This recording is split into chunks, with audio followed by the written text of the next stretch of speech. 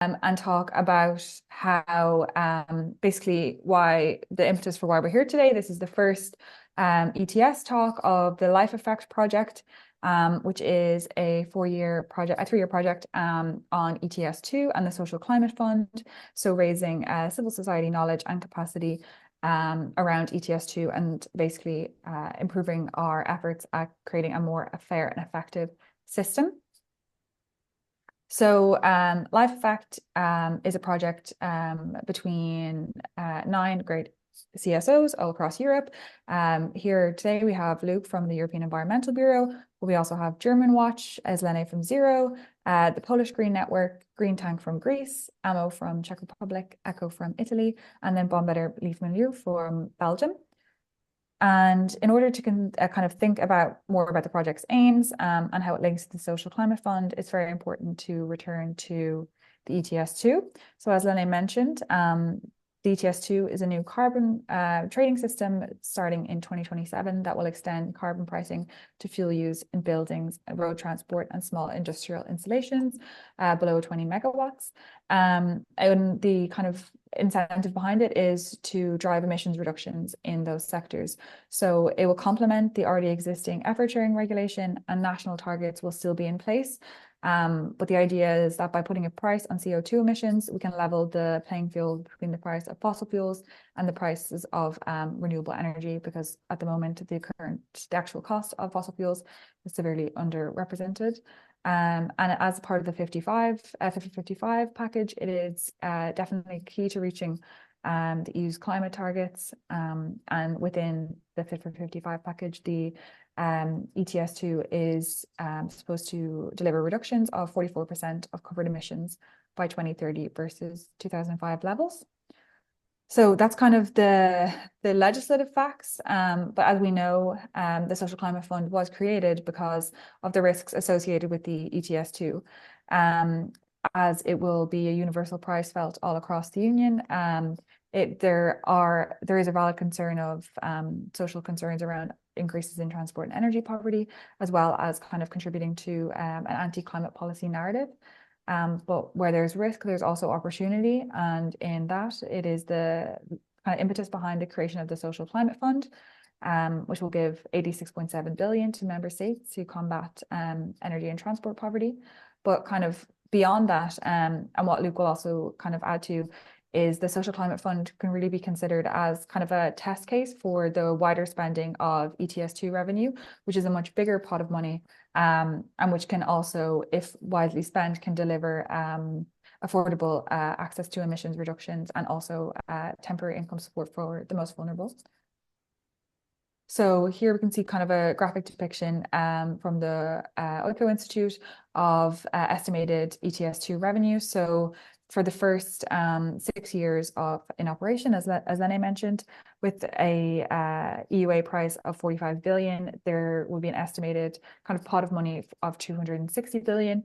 Roughly at that price, that would equate to around 25% of money to go into the Social Climate Fund. And as member states have to co-fund their social climate plans by 25%, they can use their ETS2 revenue for that. And then that would leave just under 200 billion for to be returned to member states for other spending under the realm of climate action.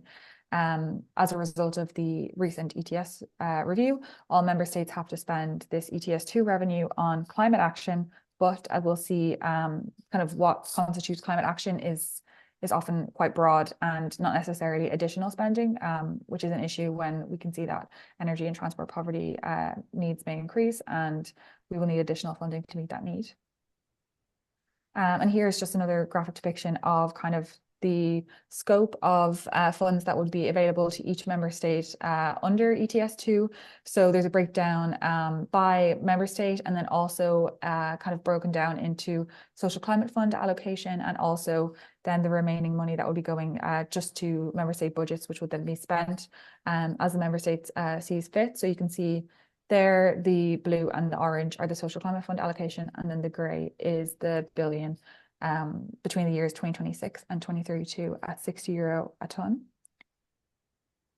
So where can all this ETS2 revenue be spent? So we understand that the Social Climate Fund has strict criteria around combating energy and transport poverty, and that there's kind of strict quotas on what can be spent where. We know 37% can be spent on temporary income support, and then the rest on direct investments. But with ETS2 revenue, the kind of definition of climate action is far more broad, and there are kind of a list of, let's say, acceptable spending avenues for member states within the ETS directive. Some of them are listed here. But historically, member states have often not followed these suggested avenues for spending, or as I've mentioned, that the money wasn't spent additionally, it was just allocated for already existing ETS revenue, already existing member state spending. Or reporting around ETS revenue has been not the best, to say the least.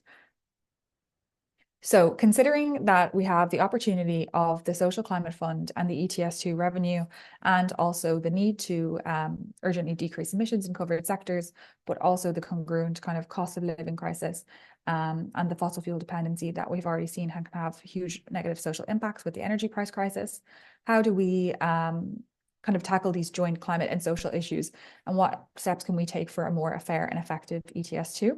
So the Life Effect project, and a lot of you guys are doing great work as well on within the work on the Social Climate Fund, are promoting the kind of need and working with member states for well-designed social climate plans, pushing for stronger complementary policies. So in retrofitting, in emission standards, anything that will lower the demand for emissions now, so that when ETS2 starts, there's lower pressure on the price. Thirdly, impactful spending of ETS2 revenue. So we need stronger criteria for member states. We need well-targeted income support to prevent increases in poverty. And as we know, there's a huge issue with capacity. We need to basically help member states and help basically in the design of targeted investment plans. And then lastly, as we know, the Social Climate Fund is not enough at 86.7 billion. The ETS2 revenue goes a bit further to close that gap, but we still need more resources to face the joint transitions. And then one last plug for the project. So we'll kind of approach this ETS2 and it kind of aims of gathering civil society capacity and kind of capacity around advocacy from three perspectives. So policy improvement, communications and dissemination, and then knowledge, network and capacity building. So if also this side. So if any of you who are not involved, maybe in the who are working in the Social Climate Fund and would like to participate in the CAN EV working group, Luke is in this call. He'll be speaking later. I'm sure he can add a bit more onto that. But also stay tuned for our events. So we have more ETS talks. We'll also have more kind of carbon pricing hubs and also a training sessions on ETS2 and more technical kind of details that we can get into. And then also we are running a network of experts, also facilitated by EB. And if you feel like you have kind of particular reports or any studies that you think are relevant to ETS2 or the Social Climate Fund, please get in touch with either Emily or myself. And yes, we also coordinate another hub called the ETS Hub. And if you're working on either ETS1 or ETS2, we would love for you to be involved. And my email is there, but also I'll put it in the chat. So we have a good bit to get through, so I'll leave it there. But thank you all for your time. Thank you, Eleonor. So we are having time also for questions later, but anyone has some questions, like specifically and urgent that want to ask to Eleonor right now, you can raise your hand, because as I said before, the cameras are not working, so I need to give us access for you to speak. Otherwise, we can talk later in the Q&A time of this session. So I don't see any hand raised right now, so I will pass to you, Luke. So welcome to this session, and I think so I introduce really fast, Luke. So Luke, he worked as an economist at the German Institute for Economic Research in Berlin, the OECD in Paris, and the Mercator Research Institute on Global Commons and Climate Change, Berlin, and has been policy manager energy and climate at the European Environment Group, a network of European environmental NGOs since 2022. So welcome, Luke. So I give the floor to you. Thank you very much, Ishleni. I hope you can all hear me well. I'll start by sharing my screen. So I was also a little bit surprised by the setup with the webinar. Normally, I would start this kind of presentation by asking a question. And the question is not to test whether you were paying attention to what Eleanor said, but actually because I think it's not quite as trivial as you might think. Now, try and answer for yourself the question, what do you think the aim of the Social Climate Fund is? Could try and put the panelists on the spot now, but that's rude, isn't it? So I would suggest that probably you came up with different answers to this, and all of them are probably correct. But I would suggest that they might lead to slightly different projects. So we could focus mainly on helping poor people deal with the higher prices coming from carbon pricing. We could focus on those most affected, right? This might not necessarily be exactly the same group. So you might have people with very high fossil fuel usages, but that are not the poorest. You might say you don't only want to help the people, but you want to help them overcome their fossil dependencies.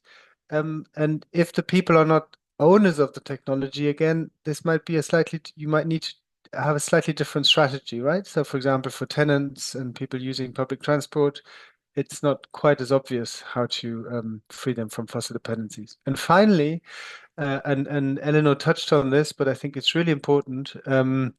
The Social Climate Fund is a tool for redistributing resources internationally, right? So all countries pay 25% into it, but some countries get a lot more than 25% out. So all this was just an appetizer. What I want to do first is talk about the timeline of the process of EU countries submitting their national social climate plans, NSCPs, how the Commission then approves them or doesn't approve them, and very, very briefly then how things follow after they've been approved. Then in the second part, I'm going to be talking about the content of the NECPs and suggesting that you can go in different directions, starting from what we just discussed, that the aims of the Social Climate Fund can be interpreted slightly differently. And I'm going to also suggest that it's very interesting that there's this component in the Social Climate Fund law. Countries have to really talk about and analyze the energy and transport poverty issues. And then I suggest some interesting projects, in particular, but not only renewables in NSCPs. And I'd really invite all of you who are working on this in any way at all to be in touch, as Eleanor said. We think it's very important that we have a common understanding of what we want from our governments in this process. So let me start very briefly. We're nearly 2025, and this is going to be the year where EU countries in June submit their national social climate plans. The EU in January 25, so in 3 months, they are going to present guidelines for how EU countries should prepare their NACPs. The EU Commission is also working with a set of countries under technical support arrangements. And then begin 2026, the Social Climate Fund will start working, as Eleanor also said, 1 year ahead of ETS2.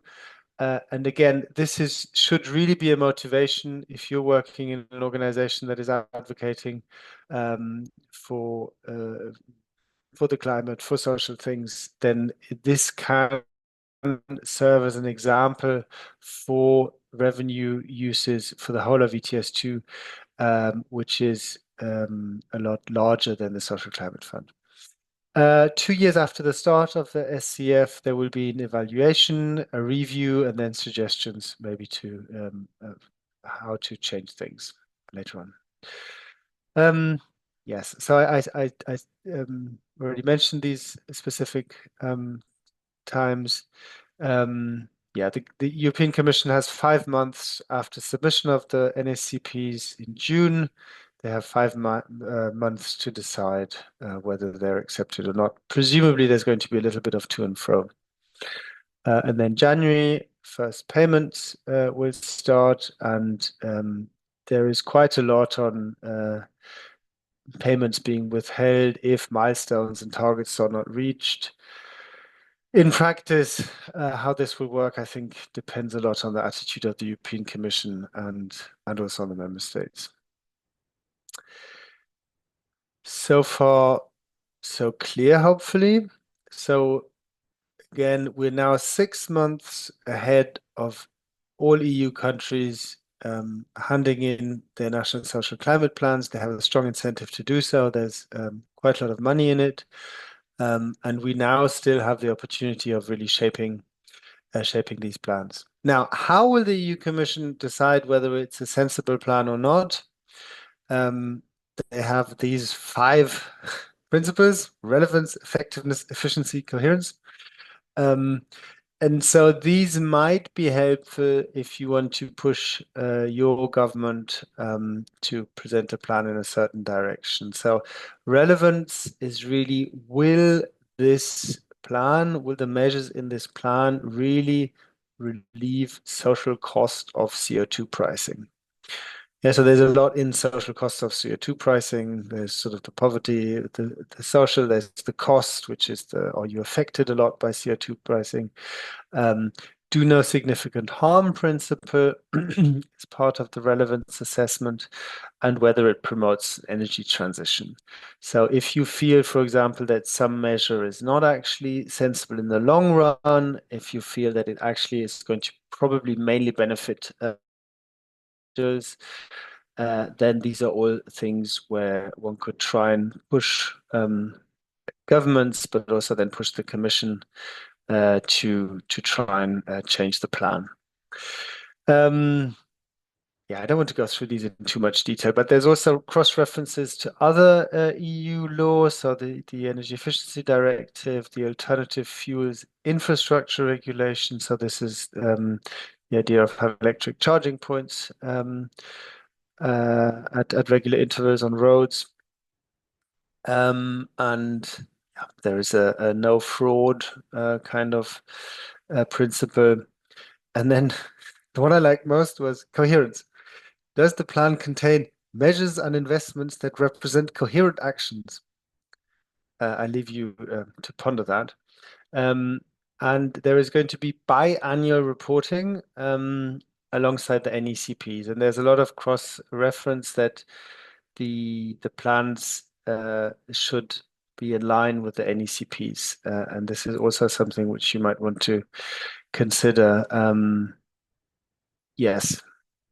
If in the NSCPs we say it's not a problem because all the people will switch to EVs, then in that should be consistent with what the NECPs say, how many EVs and how much electricity demand, etc. Right? So the idea of sort of coherent vision of government is something I think we should look out for. Great. So unless there's any questions, I don't know whether you have the opportunity of asking questions. I'm not familiar with these. I hope Ishleni will help. Yes, if anyone they have any questions, they can raise their hands if something. Good. Yeah. Yes. We raise make your it hands. like you can flow with the presentation. Yeah. Luke, there is a question in the Q&A. I think perfect. if you can see it, if you click on the Q&A button at the bottom. Thank you very much. Despite the proposed work of NSCPs having said so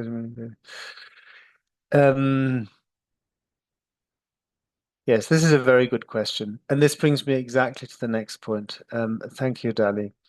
So the public participation is one of the, oops, I've already jumped, oh dear, oh dear, here. So yeah, let's speak about the content of NSCPs. Public participation is something which the EU Commission has again and again stressed to us that they take very seriously.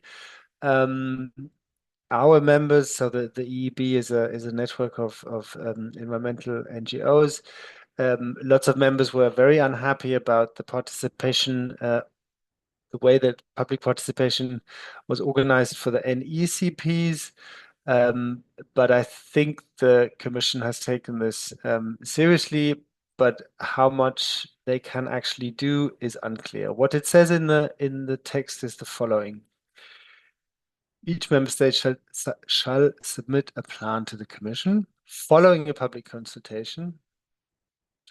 But not only that, and it says with local regional authorities, representatives of economic and social partners, relevant civil society organizations, youth organizations, and other stakeholders. What I think is interesting is that the plans should include evidence of this consultation, but also should discuss how this consultation influenced the plan. So if you have a coherent set of requests, and if possible, it would make sense to try and get these different stakeholders on the same page. Yeah, if you can formulate in your country coherent set of requests from relevant civil society with the economic and social partners, youth organizations, etc. And then you know it might be an opportunity to challenge the fact that your voice was not heard.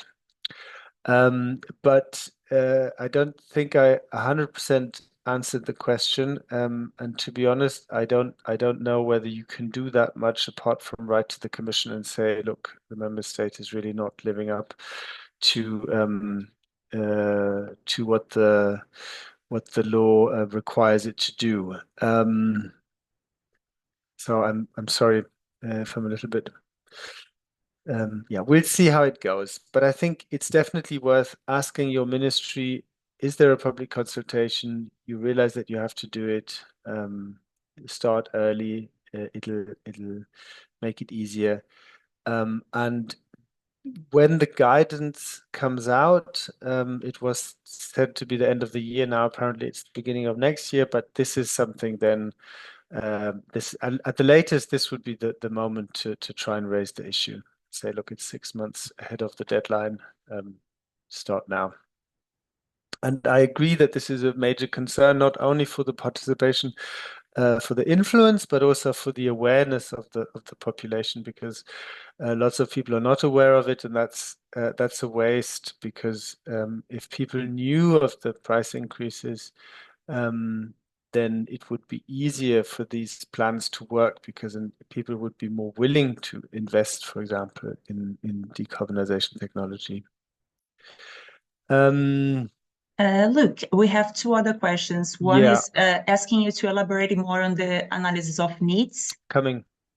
and the other on like NGO participation in this process of consultation. Yeah, thanks. Thank you. We'll get to both of those in a sec. So first then, analysis of need. The perfect segues to these sections. So analysis of need. So this is the first time, I think, in EU law that we have the idea of transport poverty. And in lots of countries, amongst them Germany, energy poverty was also something that wasn't really statistically assessed so far. Basically, people realized that there was poverty, but not the specific issue related to households' lack of access to essential energy services, including warmth, cooling, lighting, energy, power appliances, etc. So now governments are asked to assess the number of these households who are in energy and transport poverty, and use this to benchmark the measures. Sorry, I only had this in German, but this is an example of how it's done. So this first circle gives for how many households the amount of money spent on heating is high compared to their total expenditure. We have 5 million households for which that's the case. Yeah, these people are paying a lot for their heating. Then we have a second circle, which is the fossil heating consumption is more than 180 kilowatt hours per square meter.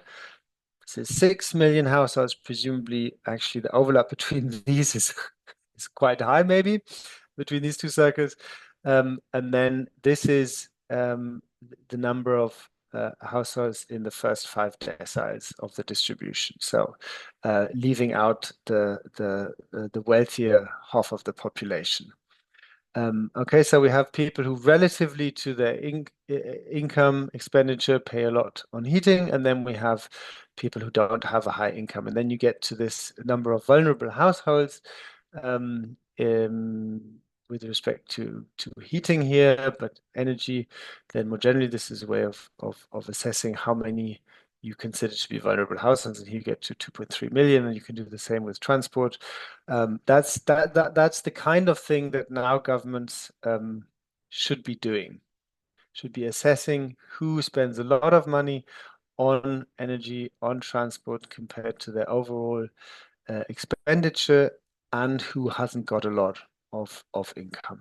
Yeah, because that creates a vulnerability, because then if the prices rise, then and you don't have a lot of money, then you might have a problem, right? Does that make sense? So that's the sort of the two conditions.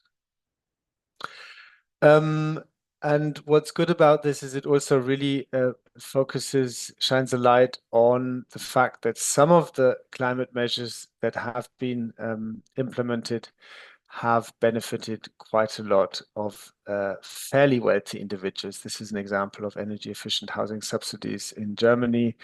And you can see that it's been people with incomes, yeah, over 3, 4,000, 5,000 euros. And the median is about by 2.5, I think. So there really is, I think, an important role for measures, subsidies that actually reach the poor, and that's not quite as easy as it might seem. So I'd move on then to projects. Now, we said at the beginning, helping the poor is not necessarily the same as helping those most affected by high prices and overcoming fossil fuel subsidies. And another point is you might simply want to promote the acceptance of carbon pricing. This, for example, this motivation might say we should include the middle classes in programs because they are also affected, even if they're not the poorest. If you focus on helping the poor, you might want to means test your direct payments or subsidies. Again, as I mentioned at the beginning, if you want to overcome the fossil fuel dependence, you really have to think about who are the owners of the technologies.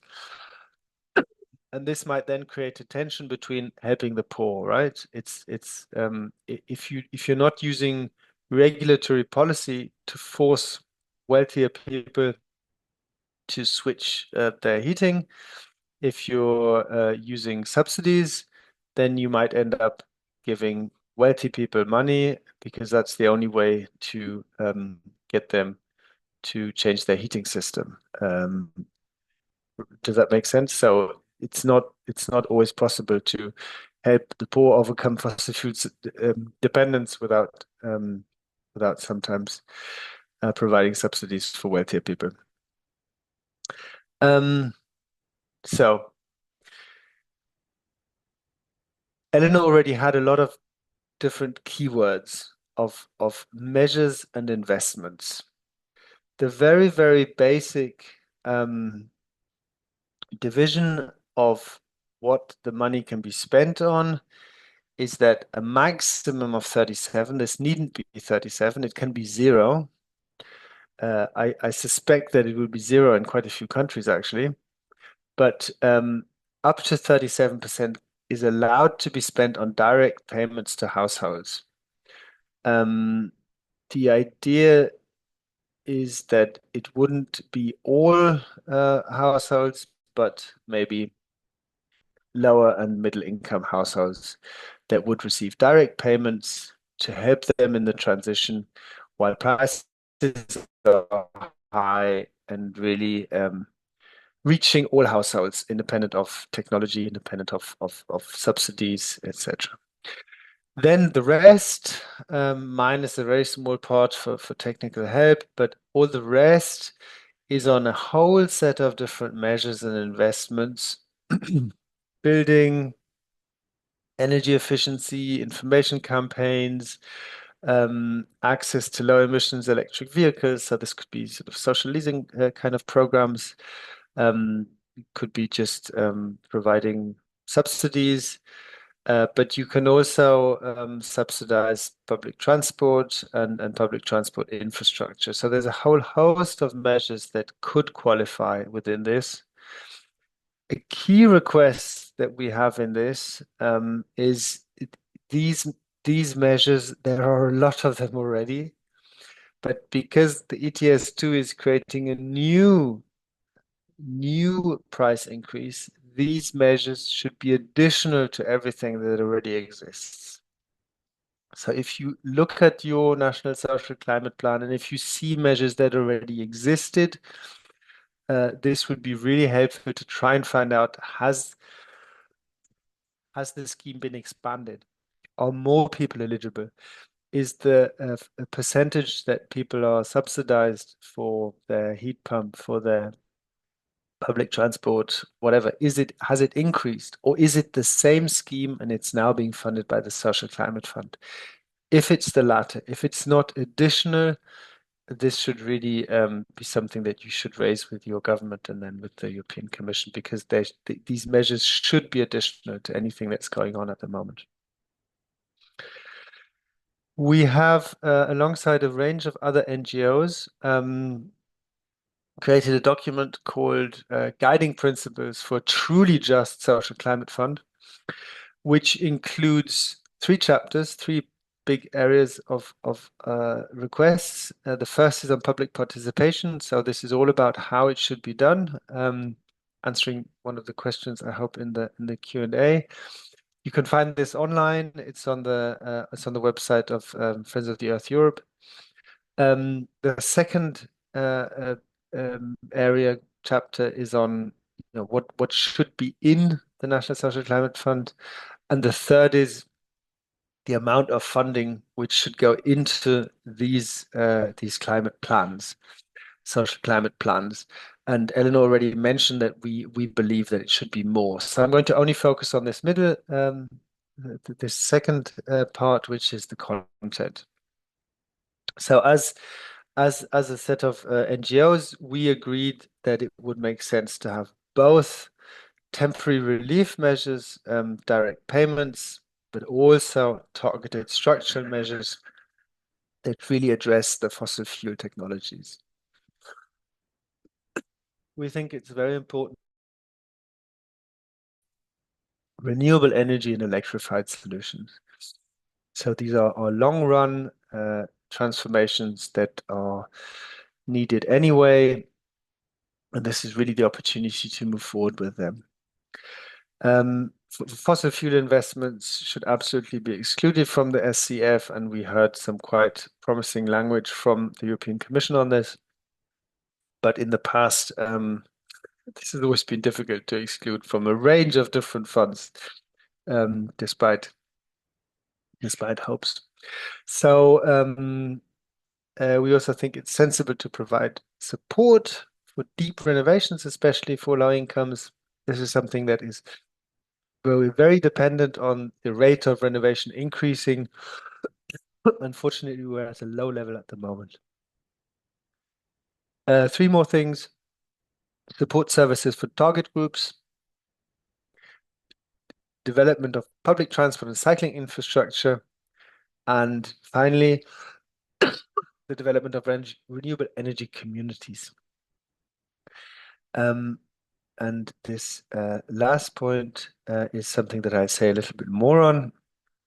But before I do that, let me go back to the first point on the list, which was this combination of direct payments and subsidies. In my experience, in our energy and environment NGO bubble community, I don't know where everyone here comes from, but that's where I would situate myself. There's a lot of understanding for measures that subsidize technologies that decarbonize. There's a little bit less understanding of why direct payments might be helpful. And I fear that in governments, there's going to be less of a sort of lobby for these kinds of schemes, but I think they're really helpful. And let me just make these 4 points, and then you can see whether you feel free to disagree.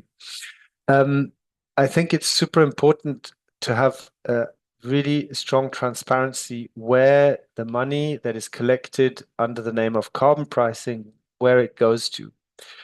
There is nothing more transparent and more clear, more easy to understand than getting money in your bank account. It is very effective form of political communications. If you can see the money that has been collected elsewhere via higher prices, if you can see it flowing back to you. Direct payments actually reach everyone. There is going to be indirect price increases, and there's going to be a lot of people who, for whatever reason, don't qualify for subsidies, don't want to do the retrofitting in their house, don't manage to do the paperwork. If we can provide direct payments to everyone, that is really an easy way of reaching very many individuals, and it's very difficult. The literature on social benefits shows that there's a very high rate of non-take up of benefits. So despite people being eligible, they don't take up the benefits. 2 more points. If the prices rise a lot, and we don't really know how high the prices are going to rise, but if they rise a lot, we will need some kind of political answer to this. If we have a subsidy scheme, you can't easily say, okay, you're going to get double the subsidies now. You're going to get 2 electric cars instead of 1. But with direct payments, it's very easy to make this a dynamic instrument that responds to changes in prices. And finally, on average, and this is not always true, but on average, the carbon footprint of the rich is fairly large. So the combination of carbon pricing and then redistributing, rebating, giving back via direct payments money is something that creates a little bit of redistribution. And in most countries, this is presumably something that is good. So I'm nearly finished. Let me just make one more pitch to you, which is why we think that renewables could be an interesting part of NSCPs. This is not the most obvious first thing people think of. People think of energy efficiency and renovation, and for good reason, because these are really, really important big things. However, we think renewables can help also, and here's some examples. I just Googled some pictures of these wonderful places. So the first scheme I'd like to suggest to you that could be interesting, Reddito Energetico from Italy. This was a scheme which originated in Sardinia in a place called Porto Torres. Basically, low-income households get PV for free. The amount that they use themselves reduces their bills, and the sales to the grid basically refinance the scheme. So you don't have storage in the house, so the sales to the grid finance the fact that put a PV on low income houses. In Portugal, Agrado Amial is a fairly large social housing complex. similar system. Renewables were installed on this social housing complex, and it reduced the bills for the people living there, and the rest was sold to the grid. In Belgium, there's an interesting energy cooperative, and the way they work is that you basically pay, I think, €250 or so to be a member of the cooperative, and then you get cheaper energy from renewables constructed not locally. And what the municipality did was they gave low-income households a 5-year loan, encouraging them to join this cooperative. And so reducing their costs, helping to finance renewables, but for low-income households who don't usually have the opportunity of building renewables directly. In Germany, in Berlin, there is a cooperative, Bürgerenergie Berlin. They install, own, and operate PV panels in multi-unit houses. So this is a cooperative, but that tenants in a house can tenants can join together and say, we have a rooftop on our house. Would you be interested? And then they come and install, own, and operate it. And the tenants in the house get electricity at below market rates.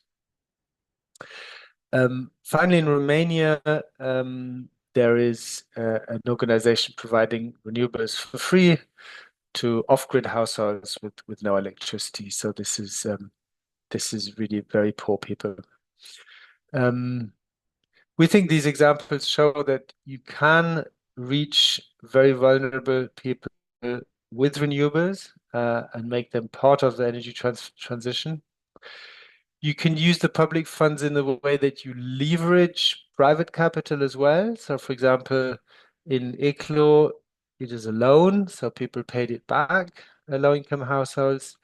The cooperatives, again, this is not that you have to buy the PV,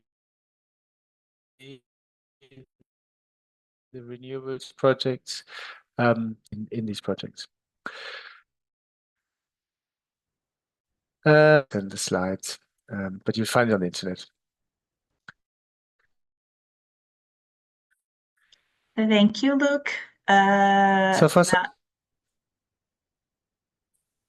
can you hear me? Yeah, okay. So Luke, the questions will be for later because we need to follow with Bernardo, okay? Thank you very much. So Bernardo, he's working in the Transport Environment organization. So he's working with Frightened Climate as a Frightened Climate Officer, and he's now been given the floor. So you can start, Bernardo. Thank you. Thanks for the introduction and for the invitation. And thanks, Luke, for your great presentation. So let me just share my screen as well.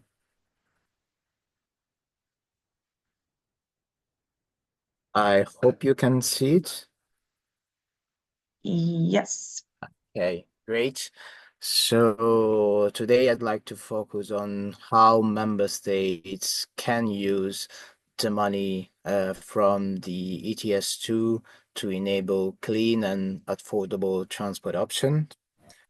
So first of all, as Luke already mentioned, the European Union as an issue, it's called transport poverty. It's already an existing issue, but problematically enough, the European Union indicators on transport poverty are in their infancy. So as you can see, we have some data from 2014, but they are not up to date. And the issues that with the introduction of DTS2, DTS2 price will be levied regardless of income differences across EU countries, which can, the risk is that the ETS2 price worsen energy and transport poverty. And I think here is where the Social Climate Fund comes into play. Social Climate Fund, it's key, is really crucial to ensure the ETS2 price does not worsen the existing transport poverty and actually can help reduce transport poverty. At the same time, as we all know, the Social Climate Fund is needed to ensure a just transition, and therefore member states should refrain from including fossil fuel investments in the social climate plans for two main reasons. One, as we all know, is for climate reasons, and there is a second one, which is has to do more with economic impacts, which is that fossil fuel investment will simply lock in consumers into the ETS2 price. So we really think that it's crucial that member states focus on zero emission technologies for transport and buildings when writing social climate plans. And let me just address some issues with the transport sector. So the starting point is that the transport sector has some challenges. I'll now focus on electric vehicles. So first of all, we think that price parity will be reached by 2028 at the latest, but it's crucial that policy action speeds up the transition to electric vehicles. Of course, on price parity, what the industry will do is crucial.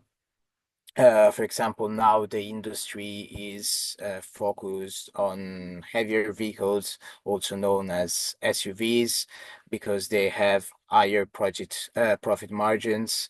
But what's the result? The result is that we have less affordable electric vehicles on the market.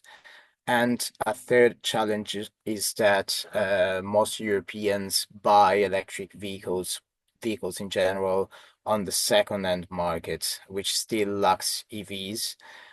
Therefore, policy action again is needed to speed up the transition and supply more electric cars to the market so that the second-hand market is reinforced and Europeans can buy the vehicles there. And after talking about the challenges, I'd like to introduce some solutions, let's say. Today, I'm gonna focus on social leasing schemes.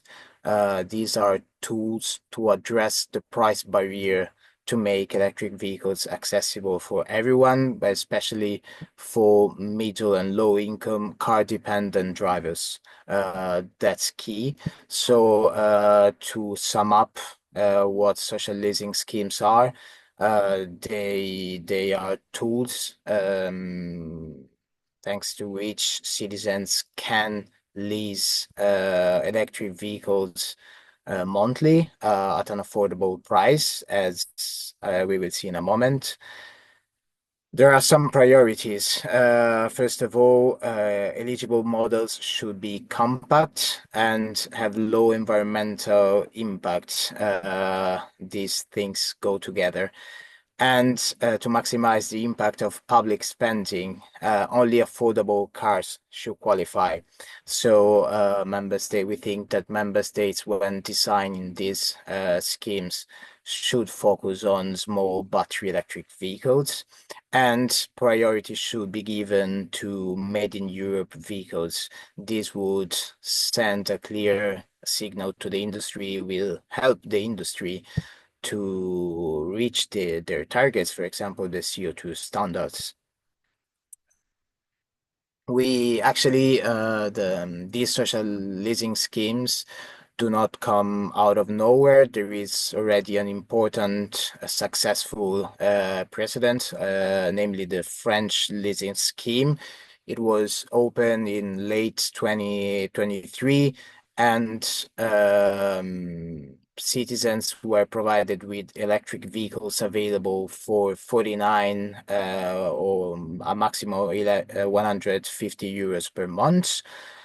And it was closed rapidly because the demand was really high. Actually, it doubled the initial expectation from the French government.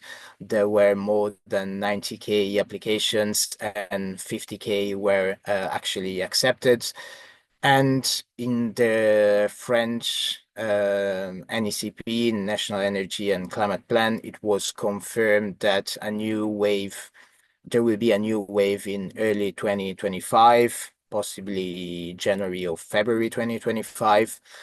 And it's what I think it's crucial here is that the target was the bottom half of the population in terms of income.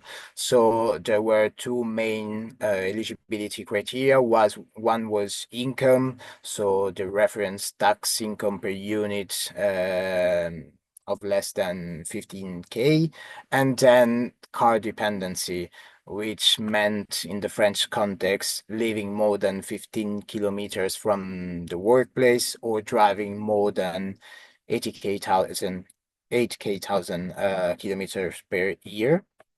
Of course, then other member states will need to adapt social leasing schemes to their national designs because the geography of Europe is very different.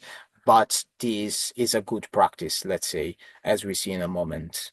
And here we are. There are already some results from the French ministry on the social leasing scheme that France launched in December 2023. First of all, the results confirmed that the target was modest households. As you can see, 40% of beneficiaries had an income of less than 10K net. Second, younger households. The average age was about 40 years, which means 9 years younger than the average EV buyer and 15 years compared to the average buyer of a vehicle. So all in all, my message here is that social leasing schemes can help democratize the transition, as this was also acknowledged by the French ministry itself. And now, as we all know, social climate plans are due by June 2025. Therefore, we think that these schemes should be included in social climate plans. And we are happy that they are having some political recognition. There is political impetus for social leasing schemes. First of all, the Commission recognized the French scheme as a good practice to spend money coming from the ETS2 and the related social climate funds. And second, the issue arose during the hearings of commissioners, in particular of Commissioner designate, still designate, Mr. Oxtra. He was questioned about social leasing at EU level, and his answer was positive, of course, with some caveats. Mainly that decisions are taken at the level of the College of Commissioners, but okay. So there is political impetus, and we think it's key that member states include social climate plans in their social leasing scheme in their social climate plans. And I'm going towards the conclusions. I think these schemes can really democratize the transition. First of all, they can support car-dependent low and medium income drivers, which will be probably the most affected by the gasoline increases linked to the introduction of ETS2. Second, today I focused on social leasing schemes, but of course there are a lot of other transport measures which are urgently needed to decarbonize transport. And here I'm thinking to accessible and reliable, I would say, public transport, as well as support, for example, for e-bikes, whether in the forms of purchase or leasing. But yeah, let's not forget about direct income support, because investment in zero emission technologies will take time to materialize, and while they materialize, it's crucial to give citizens some form of support also to boost the social acceptability of ETS2. As I already said, of course, member states should tailor social leasing schemes to fit their national context, taking the French example as a good practice as recognized by the Commission itself. And funding, finally, there are also other ways to fund social leasing schemes. One is, for example, repurposing purchase subsidies for electric vehicles, which nowadays tend to go to the richer half of the society.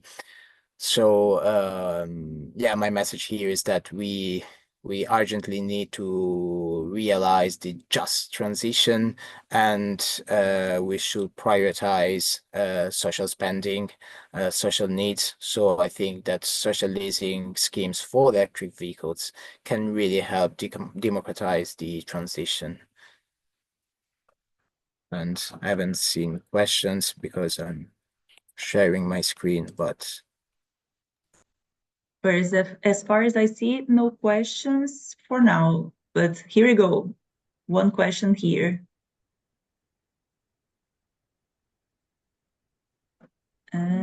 Luke is answering, but anyone, is time already for questions? Now we have a space for Q&A. Thank you, Bernardo, for your presentation. Was really interesting, and also giving it the perspective of also options, and how we can spend all this money that is coming from the Social Climate Fund and also the ETS2. So anyone, I open to the public. If you have any question, I have here Eleonor. Yeah, I can maybe get us started. I just wanted to ask Bernardo about you mentioned something about the help to buy EV. I didn't really catch it within the scheme. How does that work? And also in terms of, as Luke mentioned, how strenuous is the means testing around it to make sure that the lowest income or people who can access the resource? Can you just repeat the first part of the question? No worries. Did you mention something about a scheme to, obviously there's social leasing, but is there a help to buy EVs also? And how is the means testing around that? Yeah, thanks. So social leasing, as the name suggests, is more about leasing, but actually there are normally you have a contract for monthly leasing of electric vehicles, and then you have an option to buy the vehicle itself. So you can really decide whether to buy the vehicle after the leasing terminates, or simply stop the contract, and voila. I mean, this is based on the French example, so you have either options. But yeah, the core of the social leasing schemes is focus on leasing, because these can help overcome the price barrier of electric vehicles. But then, yeah, it's up to the citizens to decide.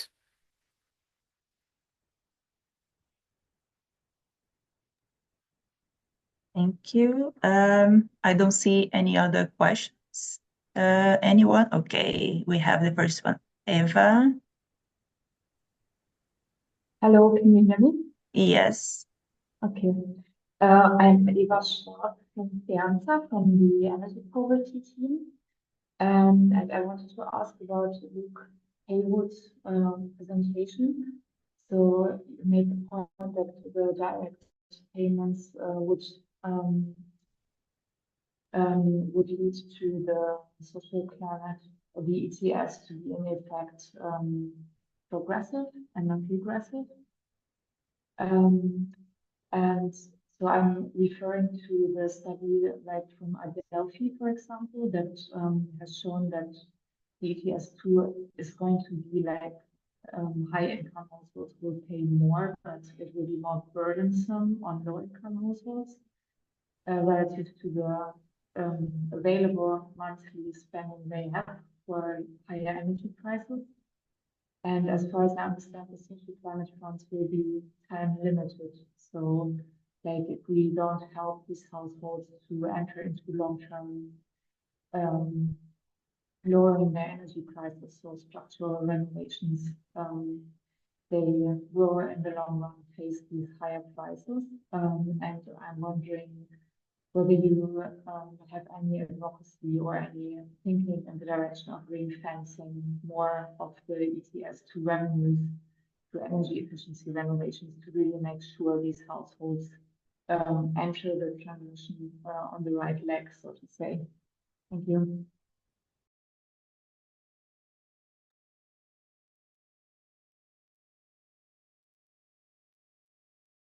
Thank you, Should Eva. I try and answer? Or? Yeah, thanks. So if I understood correctly, I didn't. The sound wasn't perfect for me.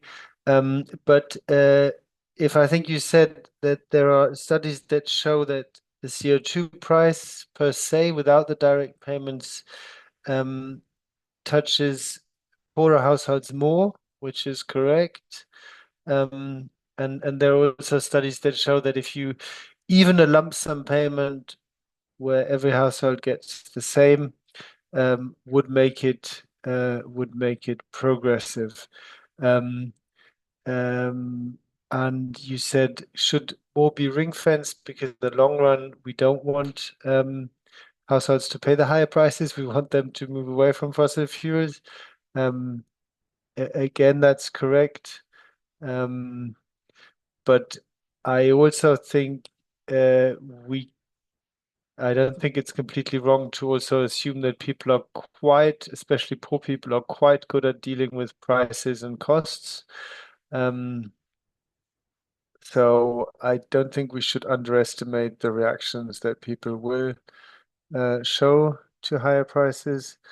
And in a way, there's something that might be a little bit problematic about saying, you know, this is the way you should spend your money. Yeah, there's different reactions that might make sense, right? You could move to an electric vehicle, or you could move to a bicycle, or you could move how far you drive. So there's all sorts of different reactions that you could do, and I think there's not an obvious technology shift that it should be the same for everyone.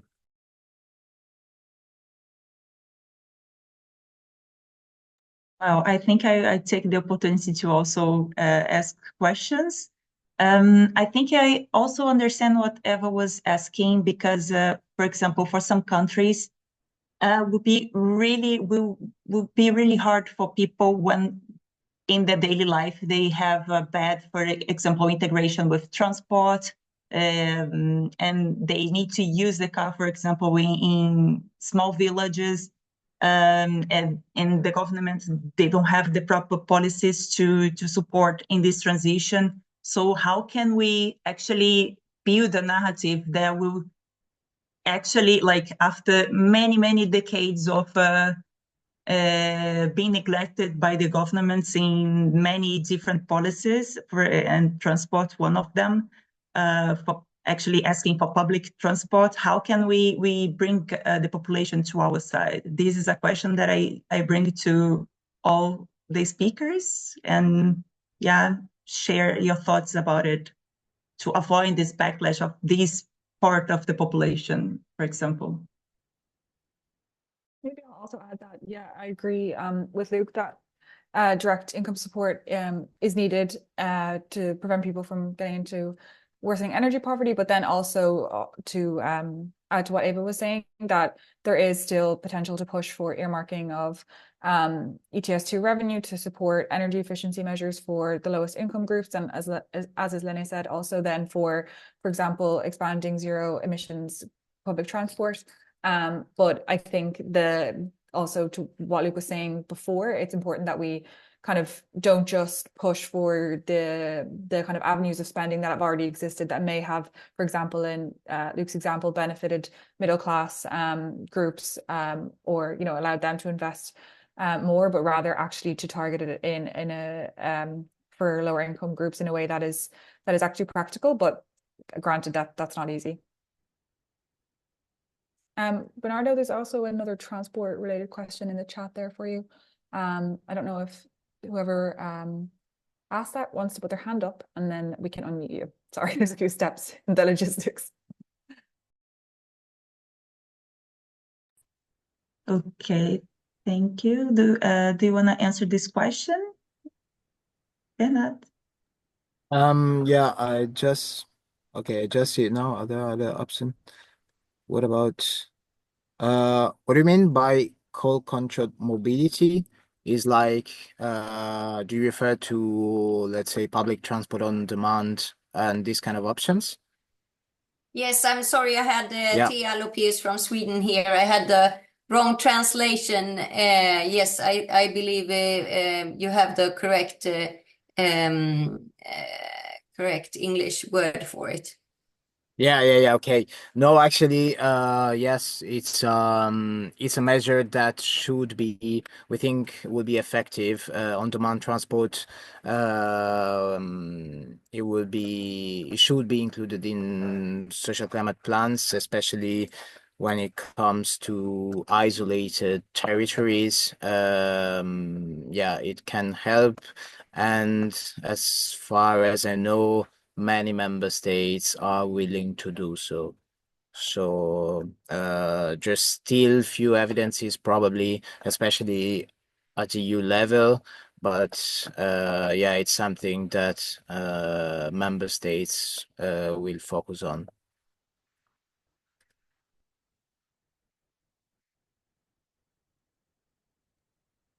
Thank you, Bernardo. Let's see if anyone has another question. Oh, I don't see anything here. And Q&A. Okay, Marcel, he was sharing here something about what Luke mentioned. Could you elaborate how this? Okay, Luke mentioned the common guidelines for the implementation of NSP. They are currently being enacted. The Commission has already issued guidance on good practice for cost-effective measure and investment, and published a set of recommendations, especially for transport, as formulated by the subgroup on public transport and shared mobility, on the expert group on urban mobility. Could elaborate it how these tie in with the guidelines and that are in the making, and how do you evaluate the guidance material provided so far? I think this is more like transport mobility for Bernard. Yeah, I'm just reading it right now, sorry. Yeah, exactly. This is mostly focused on transport issues. So this is just I'm not sure how far you've reviewed these already, so only answered if it's applicable. Sorry, I haven't read this document, but it's in the link that I shared in the Q&A to Dali's question. It's one of the documents in that link. So sorry, I haven't read it there myself. No worries. I was just wondering because this I think it's like an 80-page guidance document. I think that was prepared by Wuppertal Institute, and it's already pretty detailed. So I was wondering what the relation is with the guidelines. If the guidelines are more technical aspects, whereas this guidance document is probably more focused on specific examples from the member states. So.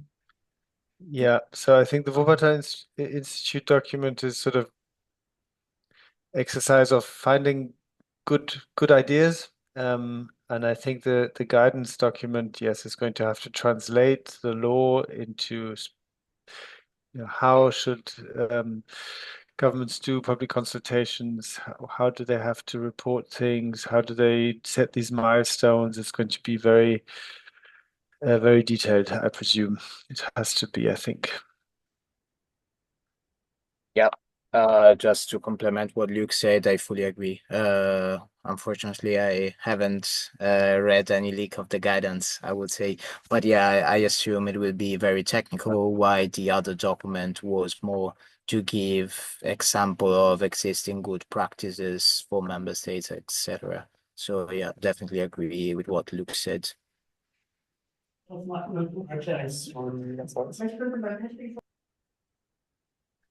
Maybe I can just chip into another question that was raised just now, and it was said, what do we do with people who really need to use their cars in rural areas, etc. And I think what's interesting is actually, if you look at the statistics, you see that lots of people are using their cars in ways that are absolutely not needed. So if we focused on only those areas and those people and those ways of using a car, for example, that are absolutely necessary, I think we could still reach our climate targets, at least in the next 10, 15 years. That wouldn't be a problem. But I mean, I'm sure Bernardo knows the statistics better than me, but a huge fraction of trips are under 2 kilometers and in urban or semi-urban areas. So if carbon pricing succeeds in reducing the demand for energy, especially there where it's not really essential, then we will all be able to move forward. And the danger that I see is that people try and counter this price signal, which is a signal that everyone understands because we all go shopping and we all have an income and we all have to decide what to spend it on. If governments say in the rich countries, the few large countries with large emitters, if they say we're going to reduce our taxes because we don't want our consumers to face the burden of this price, then we're going to have a problem. If by contrast, those countries where people buy big cars, have high high use of energy, if they reduce a little bit, then there would be, I think, more than enough to go around, even with the current technologies for the next 10 years. Thanks. Thank you, Luke. Bernardo, do you have anything to say about it? I'm curious. Yeah, no, actually, I think Luke raised a fair point, which is normally car trips are really under 2 kilometers. So I do agree that many car trips are useless. Therefore, I think it's crucial that I think really the Social Climate Fund is an opportunity to, let's say, change how the transport sector works and overall have an impact. Therefore, like today I've been focusing on social leasing, but yeah, there's much more. There's shared mobility option, there are e-bikes and bikes in general. There are a bunch of policies that should be supported. And yeah, so hopefully we will have more sustainable urban mobility in general. I think that's something crucial for EU cities. And I think I live in Brussels, and I think more sustainable urban mobility is highly needed. Yeah, that is true. Thank you. So I will ask again if anyone has have any question. This is the time, or here in the Q&A. Eva asked another question, Luke.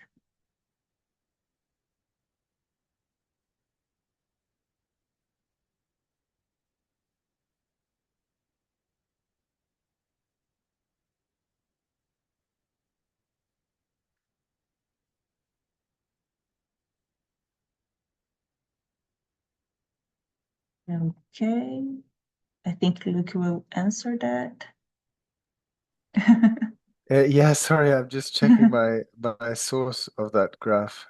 I think this was an analysis by the German Economics and Climate Ministry. But let me just get that for you.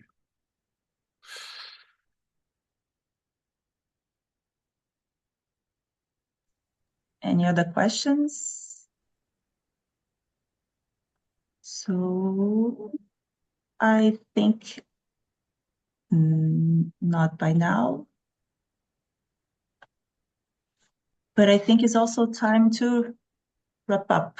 It has been a pleasure to have like all these amazing presentations and for us to learn a little bit more what is about to come in these next years until we start like the Social Climate Fund and the ETS 2, and also the importance of having also well-designed social climate plans and complementary policies, strong policies to actually moving on and have like our work and the goals to support vulnerable households and also small industry and transport users in this context. So I think we keep with this message of, well, the importance also of public participation. That will be something that we need to work and to support each other on that and work together to build a strong narrative also to share in our countries. So I think this is a really important message for this session and also all the learnings that we got from the speakers. Thank you very much again for everything. All the materials we will share with you, and also the video will be available in the Carbon Market Watch website. So thank you very much. And I hope that you keep participating in our future ETS talks. And let's keep in touch. Thank you very much again. Thank you, Shanine. This afternoon. Thank you. Thank you. Thank you very much. Bye. Now Bye-bye. I close here the